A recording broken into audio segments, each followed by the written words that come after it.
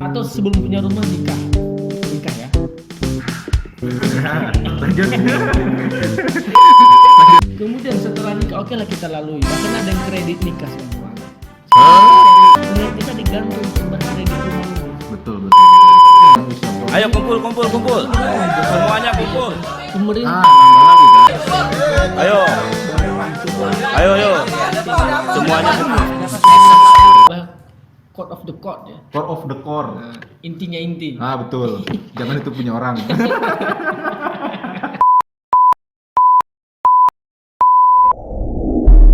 Nah, di sisi lain, ini kan teknologi semakin canggih dong, enggak? Ya. Semakin canggih. Nah, kecanggihan teknologi itu sebagian orang memandang ini peluang, tetapi ini juga ancaman bagi kita. Kenapa? Bung Angga bayangkan sekarang itu ya. Dulu bank-bank itu tellernya ada ya. Oke. Nah, sekarang tuh udah bisa pakai teknologi online. Dulu pelayan restoran itu orang, sekarang yang cuci piring ada robot, Bung Angga. Oh, oke. Sekarang itu sudah mulai gantikan oleh robot, Bung Angga. Oke, paham, Dan paham. itu menghilangkan peluang manusia kita ini yang sebagai tenaga produktif dalam mendapatkan pekerjaan. Jadi kalau ini kita kalah saing dengan mereka, kita kita digantikan sama robot karena robot lebih pasti daripada manusia. Betul. Nah, dalam konteks tertentu, tapi bagaimanapun manusia tetap lebih unggul. Ya. Nah, tetapi perusahaan kan tetap lebih murah masalah robot Oh, ini. cost-nya mereka, ya. mereka akan memilih robot dan kita harus kehilangan pekerjaan peluang di sana.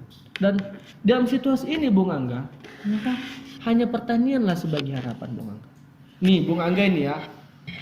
Saya ini umurnya ya masih muda, Bung Angga. 17 ya, 17 tahun. 17 Bung Angga ya. 18 tahun. Oke. Kalau kita menghitung 10 tahun lagi, Bung Angga, di tahun 2032 itu kan kita kan anak-anak muda ini, Bung Angga, pertama memikirkan paling simpel punya rumah. Betul. Atau sebelum punya rumah nikah. Nikah ya. Ya, lanjut. Lanjut. Nah, kita pengen nikah. Betul. Udah nikah kan? Belum. Lanjut. Oke. Kita pertama pengen nikah. Yang kedua, setelah nikah pengen punya rumah. Betul. Masalahnya nikah ini sekarang biayanya mahal, Bung Angga. Untuk biaya pesta aja udah Udah ngap, Bah. Udah apa ya? mikir-mikir kita. Iya. Udah, gak usah bahas nikah dulu, lanjutkan Tapi dulu itu yang penting, dulu. Mo. Itu budaya sekarang. Kemudian setelah nikah, oke lah kita lalui. Bahkan ada yang kredit nikah sekarang, Bung Angga. Sekarang kita cari Oke, menarik, lanjut dulu. pingin rumah, ya kan? Pingin punya rumah. Bagaimana pingin punya rumah kalau sekarang tanahnya mahal, Bung Angga? Oke. Ini kan terjadi monopoli tanah sekarang. Akhirnya mau tidak mau kita harus kredit. Kita kerja di perusahaan 15 tahun, leher kita digantung untuk membayar kredit rumah ini. Betul. Nah, yang ketiga, kita menginginkan misalnya punya kendaraan, ya kan? Hal-hal simpel. Anak-anak muda kan berpikir begitu. Betul. Dan yang terakhir adalah jaminan hari tua kita. Bagaimana ketika hari tua nanti kita bisa tenang. Nah, 4 hal ini, Bung Angga, ini kan yang kita bayangkan di dalam hidup kita sebagai anak muda rata sebagai, makanya orang mau kerja yang enak, mau kerja yang punya gajinya masih simpel mungkin adalah 4 ini terpenuhi. Oke. Nah, dengan situasi sekarang, Bung Angga, ini nggak akan mungkin, Bung Angga. Bagaimana kamu gaji 5 juta bisa kawin, bisa nikah, Nikah ya. bisa nikah. Nikah ya. Nikah. Ya. Bukan kawin. Nah, lanjut. Bisa nikah dengan dengan gaji seperti itu, atau misalnya punya beli rumah, kredit rumah dengan nggak mungkin, Bung Angga. Makanya kalau kita bertani, kita akan memiliki peluang ini, Bung Angga, tapi dengan syarat kita harus memiliki tanah 2 hektar. Oke. Menarik nih, Bang. Oke. Aku highlight dari beberapa poin ya. Beberapa poin. Yang pertama yang menarik itu dari angka 64 juta usia produktif yang ada di Indonesia harus bersaing untuk mendapatkan nikmat kali, Bang.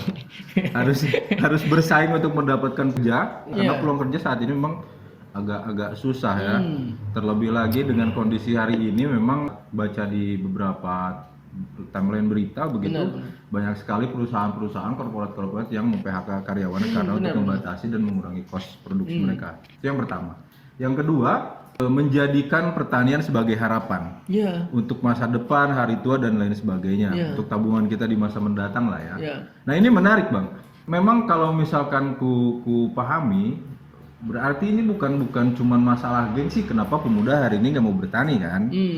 Ya untuk pertama memang sistem pendidikan yang nggak mendukung. Yeah. Sistem pendidikan di Indonesia ini yang abang bilang tadi itu memang menjauhkan pertanian dengan pemuda dengan usia produktif. Dan paling utama adalah kebijakan pemerintah. Nambah lagi kan? Kebijakan pemerintah. Jadi satu sistem pendidikan yang memang menjauhkan pemuda dengan pertanian. Yang kedua memang itu yang melahirkan gengsi di anak muda bahwa pertanian itu kotor, bahwa pertanian itu bukan harapan. Mindset itu akan terbentuk secara otomatis kan. Dan sekarang misalnya banyak media apapun itu kan kadang-kadang ada iklan-iklan tapi yang memojokkan petani pakai baju compang jamping. Emang petani harus begitu apa? Enggak juga sih. Nah itu tapi media memframing itu, Bung Angga. Itulah jadi masalah kita juga bersama. Dan ketiga tadi adalah paling utama adalah kebijakan pemerintah. Nah, dari sekian banyak masalah yang kita obrolkan barusan, Bang, aku sih berpikir bahwa harus ada ya, baik itu secara kelembagaan maupun individu atau secara sukarelawan, berupaya meminimalisir poin-poin yang tadi jadi masalah ini. Nah, kemudian pertanyaan yang muncul di saya adalah bagaimana SPI mendorong pemuda ini untuk terus bertani? Artinya kan SPI juga harus memikirkan bahwa kita harus merubah mindset, kita juga harus mendorong sistem pendidikan di Indonesia ini agar lebih membaur dengan petani, lebih dekat dengan pertanian lah ya, dengan pertanian. Kemudian kita juga harus mendorong kebijakan pemerintah bagaimana caranya penyerapan 64 juta usia produktif ini jadi petani. Nah ini jadi catatan. Bagaimana upaya-upaya yang dilakukan SPI ya? Jadi ini kuncinya ya. Kunci dah. Ini adalah kunci. Apa code of the code ya? Core of the core. Nah, intinya inti. Betul. Jangan itu punya orang. Oke. Kita nanti ciptakan yang baru ya. Oke, siap. Jadi Bung Angga berbagi pengalaman kita ya, pengalaman. Ini kan bukan menurut saya ya, tapi ini kita dari SP itu punya namanya bagian pemuda dan pendidikannya. Jadi ini kita berkali berkumpul, berbagi cerita, berbagi apa masalah kita hadapi sehari-hari dan bagaimana pengalaman teman-teman yang berhasil menjawab tantangan-tantangan ini. Jadi memang ada beberapa poin Bung Angga. Pertama adalah terkait poin kebijakan ini jadi poin penting. Karena memang bagaimana petani atau anak muda melihat pertanian sebagai harapan ketika tanah saja nggak punya Bung Angga. Nah, makanya kita memastikan bagaimana anak muda itu punya tanah gitu. Jadi logikanya gini, sorry ya aku potong ya. Jadi logikanya gini, gimana kalian mau nikah kalau ceweknya pun nggak ada? Cocok. Tas dulu. Karena itu alat produksi utama. Betul. Begitu juga bagaimana cewek bisa nikah kalau nggak punya laki-laki. Betul. Karena alat produksi utama cewek adalah laki-laki. Mantap. Lanjutkan dulu. Yang masalah tanah. Nah itu adalah masalah tanah Bung Angga. Jadi kita bagaimana SPI sekarang ini mengajak berbagi anak muda itu berjuang dalam reforma agraria. Ayo gabung, kita panggil ini semua nih mahasiswa-mahasiswa, pemuda-pemuda yang punya ingin bertani, itu kita gabung ke SPI. Ayo kita ambil tanah. Banyak kok tanah. Dan kalaupun ada tanah itu yang dikuasai oleh perusahaan, itu bisa kita ambil Bung Angga melalui perjuangan reforma agraria. Nah, ini kita organisir hanya melalui kekuatan pengorganisasian lah kita bisa merebutkan. Ya seminim-minimalnya petani anak muda itu punya tanah 2 hektar Bung Angga. Itu yang pertama. Itu minimal ya. Ya. Itu yang kedua, itu juga termasuk bicara harga, kestabilan harga. Karena ini juga masalah bagi petani karena akses pasar juga. Ya, akses pasar. Nah, ini kita mendorong melalui koperasi. Jadi SPI meyakinkan bahwa ketika kita bertani harus berkoperasi, Bung Angga, koperasi produksi. Nah, yang kedua adalah terkait mindset ya, mindset berpikir. Nah, itu yang penting. Nah, ini tantangan bersama. Makanya misalnya kita melalui kanal kita ini kita ingin men-share, kita ingin berbagi kepada teman-teman, kita ingin merubah ya pertanian itu nggak seperti itu, nggak seburuk itu. Apa masalahnya kalau petani ya seperti kita ini namanya harus pakai baju lusuh, pakai sarung tangan nggak apa-apa juga. Ya, Ya, itu. ini kita merubah mindset bahwa petani itu nggak selamanya jorok, nggak selamanya dekil. Petani itu ya keren bro, keren. Petani itu keren bro. Petani itu keren. Nah, itu yang kita ingin rubah melalui berbagai media sosial, diskusi-diskusi maupun berbagai aktivitas perjuangan kita. Nah, yang ketiga ini adalah Ini terakhir ya? masih banyak Masih sebenarnya, banyak, tapi ya? ini dulu lah. Oke, ini terakhir. Oke. Nah, yang ketiga ini adalah bagaimana kita mempengaruhi kampus. Nah, ini tantangan kita, Bung Angga. Bagaimana kita meyakinkan kampus. Dengan misalnya anak-anak petani ini kita dorong. Kita punya namanya Gema Petani sekarang, Bang. Gerakan Mahasiswa Petani Indonesia. Oke, itu khusus untuk mahasiswa ya? Mahasiswa. Jadi kita bagaimana isu-isu petani itu kita dorong, kita suruh masuk ke dalam dunia kampus. Tidak hanya supaya tidak hanya petani di pedesaan, tapi orang-orang kota, orang-orang terdidik, dosen-dosennya juga paham bahwa ini loh masalah pertanian dan tidak selamanya seperti yang mereka pikirkan. Nah, itulah strategi. Bahkan kita juga misalnya di Medan kita punya pusat kajian hak asasi petani. Bagaimana isu-isu petani kita bawa dalam studi kampus dan berbagi hal. Jadi bahkan misalnya dosen kita ajak juga untuk berbagi pengalaman. Kita juga misalnya ada pemimpin-pemimpin petani SP itu menjadi dosen-dosen tamu untuk berbagi masalah, berbagi cerita, untuk merubah mindset bahwa petani itu sebagai harapan. Dan saya yakinkan sama Bung Angga ini ya, dan kita semua sama teman-teman di sana, bahwa pertanian itu adalah harapan, Bung Angga. Harapan kita untuk 10 tahun, 20 tahun, dan 30 tahun ke depan. Di tengah kita mengalami krisis ekonomi, krisis pangan, dan krisis perubahan iklim, Bung Angga. Dan negara harus melindungi kita dan harus menjamin kita dengan pertama distribusi tanah. Kemudian misalnya dengan memastikan misalnya untuk produksi kita, bahkan paling penting adalah kestabilan harga. Perlindungan terhadap pasar dengan melalui proteksi terhadap koperasi petani di berbagai. Kira-kira dari berbagai upaya yang sudah dilakukan sama SPI, tadi sudah dibilang udah melalui koperasi dari kelembagaan ekonominya kan, ada kemudian pertanian yang agroekologi, ramah lingkungan dan lain sebagainya sudah masuk ke dalam dunia kampus. Tapi kan saya tadi nanya ke Abang nih, itu kan khusus mahasiswa. Ada nggak khusus untuk petani-petani yang di perkampungan yang bukan mahasiswa?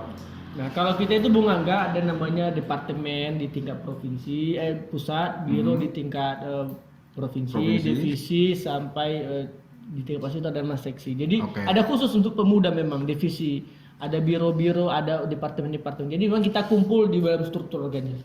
Jadi intinya gini Bung Angga, bagaimana kita itu harus mempertahankan desa kampung kita, Bung Angga. Jadi kami ini sekarang dan kita di sini nih, anak-anak muda ini, anak kampung itu lagi berjuang mempertahankan kampung kita, mempertahankan tanah kita di pedesaan. Karena sekali aja kita khilaf, Bung Angga, perusahaan tuh, orang-orang kota itu datang ke desa ngambil kita, ngambilin tanah kita dan kita akan jadi tidak punya pekerjaan, pengangguran. Itu yang kita hadapi. Jadi saya mengajak teman-teman semua dan kita di sini supaya mempertahankan tanah kita di kampung. Menarik Bang. Ini sebetulnya masih banyak ya pembahasan tentang pemuda harus bertani ini. Tapi karena emang kalau kepanjangan kita kebanyakan cuap-cuap, kopinya tinggal dikit, jadi agak kurang menarik. Apalagi nggak ada ubi. Apalagi kopinya kopi nekat, nggak ada kawannya. Jadi teman-teman, intinya gini, pemuda hari ini enggan bertani. Cenderung anti bertani itu memang bukan karena masalah gengsi, tapi ada beberapa hal-hal lain. Bahkan mau enggak sedikit aja. Bahkan sekarang itu anak muda itu didorong lebih sebagai pengusaha tani, bukan sebagai petani. Misalnya itu menjadi banyak ini startup muncul nih. Tapi itu tidak solusi. Kenapa? Mereka itu hanya berada di hilirnya. Tapi sebagai produsen petani itu tidak didorong. Jadi itu gagal semua program itu. Jadi itu yang paling penting adalah bagaimana pemuda didorongnya di petani, bukan sebagai pengusaha tani gitu, Bung. Itu Bung. Jadi itu teman-teman, ada beberapa poin memang yang jadi catatan kenapa pemuda hari ini anti bertani. Yang pertama memang mindset, yang kedua sistem pendidikan yang menjauhkan pertanian dengan pemuda, kemudian ada kebijakan pemerintah. Kemudian masih ada lagi seperti misalkan pendidikan yang mendorong pemuda kepada pengusaha tani. Nah Itu akan kita bahas di segmen-segmen berikutnya. Setuju. Sama Teman-teman lagi ya, di SPI yang lainnya, kita bahas, kita kupas bareng-bareng. Tapi kalau teman-teman pengen tahu apa itu reforma agraria yang tadi kita udah sebutkan di awal, teman-teman bisa klik link di deskripsi nanti ya. Untuk yang ini kita cukupkan sampai di sini. Terima kasih Bang Marlan Yang pergi siapa nih? atas waktunya. Yang pergi siapa nih? Karena Aku? tadi yang datang duluan Abang, berarti yang pulang duluan aku. Oke. Ngerti kan? Oke, Yang siap. pulang duluan aku ya. Jadi teman-teman terima kasih banyak. Hidup petani, Hidup. hidup pemuda, Hidup. hidup petani perempuan, Hidup. hidup SPI. Hidup. Terima kasih banyak. Jangan lupa like, komen, dan subscribe. Bye.